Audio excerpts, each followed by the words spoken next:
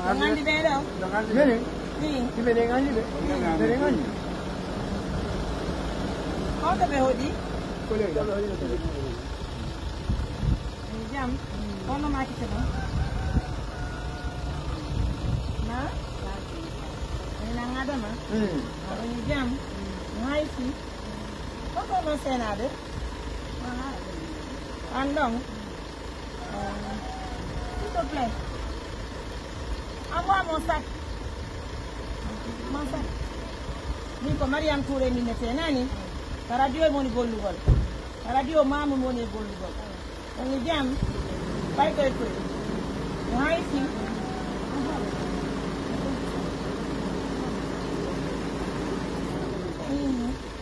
Onon ne. Ngai si bui. Ada ya WhatsApp. Pero hindi niya alin kuminsan lang tako na yun. Tama.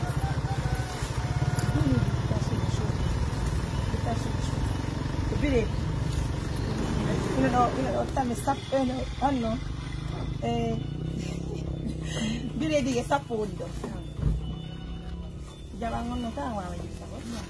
Wa kita deh. Punya Johnny main jalan naik be. Munjuk anak.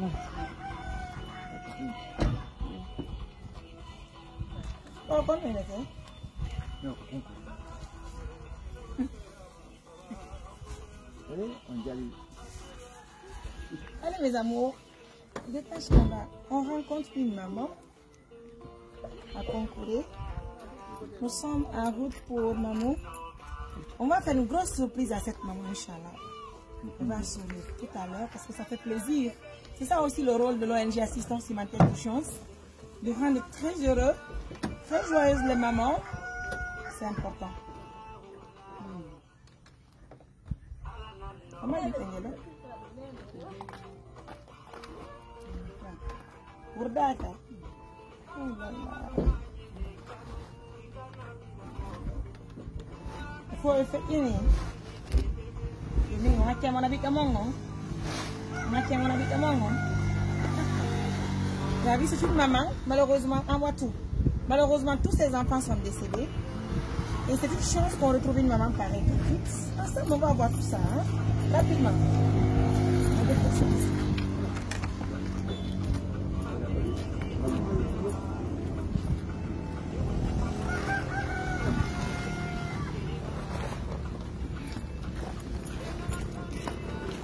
C'est ça aussi le rôle de l'ONG. Assistance humanitaire d'urgence.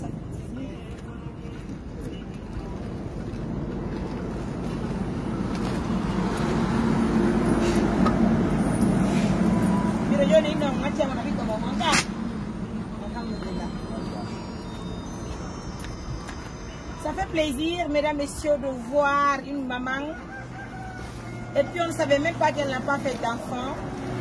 Selon elle a fait des enfants, mais malheureusement tous ses enfants sont décédés.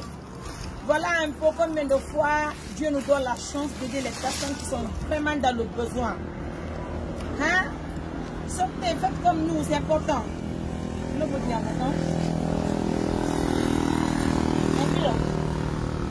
Nous sommes à la vie de Hanki, and à la Okion Victor. Min Mariam Touré, nous n'y vivons mon nani. Mon nani. Encore le carton là. Il y a un carton là. Nene. Un doc partenaire de Amène pour moi de belle menjubiti. Moi de belle amène nous vie assistance humanitaire d'urgence. Pour moi de belle walta pour miskina payer dans la info. Haraino nous koyo tondo. Partenaire de Amène était de sous Canada. On a notable non kono. Tout dans la info nous andi communauté sous Canada. Musi comme dem Guinéen yo. Wakilani do legi ni muradu mo. Ayo yi golle ji ko men jokki ko woni ah won tiga fi Mariam Touré mo jobere mun den mo walla men me walti aray o lete o Canada o leti men koy on yo me hokko ti ala kala mo fi la hari me feki yo ti wadi ani o ya foto ko pade monde mi sabu mon o ya foto ya foto mi pade monde c'est bien t'as vu ça on ala ko pade yete do ne Fai fuori. On doit parler, c'est pas grave. Yo mi ara jango, oui, mi ara jango. Si alla jabi, watte parlo nene. Watte le non parle. Jango si alla jabi, bari viens voir la pointure s'il te plaît. Inshallah, yo jango. Yo ti mi ara mi ngata ma patta ko watte ko nani. Hande ko nyaamete mo o saako didi maro. Hino basalle. Fode nene mi yeppa.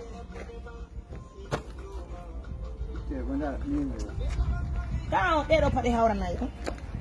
Oh, ça. Tu l'as mis. Bateau.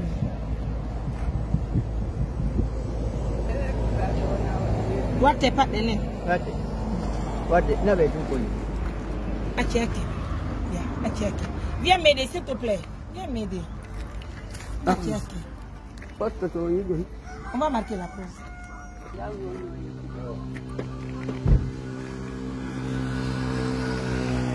On va bayar non?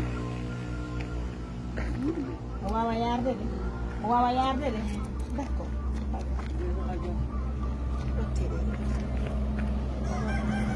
Et on a baillé on va dire. Oui. On va béo. Léon.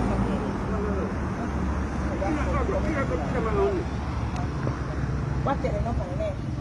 Vediamo mi arriva da non fare lei. Inch'Allah. Moi je monte déjà dans la voiture, il n'y a pas de souci, c'est important.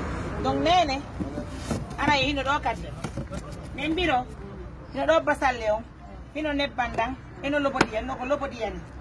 Ko carton lobodi en nene. Oui. O way tu ko ko te lobodi en do. O way. O way def de. Vai defender. Sério? Como mais vale? Nem virou? Donc mes amours, c'est ça, ce qui est là. Et nous devons faire on va donc continuer. On doit mayonnaise.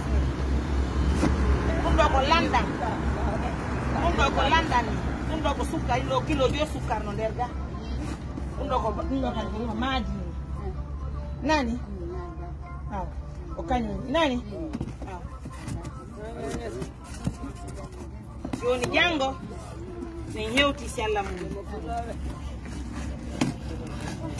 grand frère grand tanti yoni be ngame hakini no nabana me kama ni me ya yoni jango be haray hando kama ko ino aku ko wonda.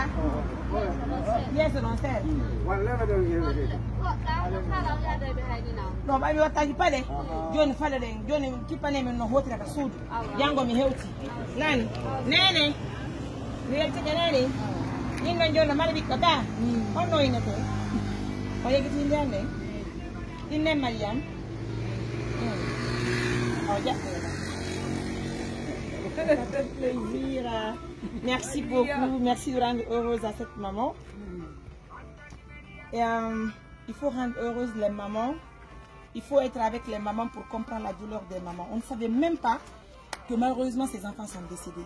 Mais grâce au soutien de nos partenaires, voilà, enfin, on rend service à une maman qui était vraiment dans le besoin. Alhamdulillah, merci à toi, mon grand frère sur le Canada. Qu'Allah te donne beaucoup d'argent pour nous aider, pour assister les personnes qui sont dans le besoin. En tout cas, merci à tout le monde. Donc, grand frère, on a fini. Ok. On a Django, Inch'Allah, mais demain, l'émission va te recaliller, Soga. Mais arrête Django, mais on ne pas de m'appeler. Inch'Allah. Et puis, la grande partenaire, même, mais son mec a dit, bureau en Tionti. Hara me ñëw na ne bureau en Tionti, bien ko bureau en goy ni mi ko pati ani. Parce que donc ko pati ni. Yara na ngem may mamu na.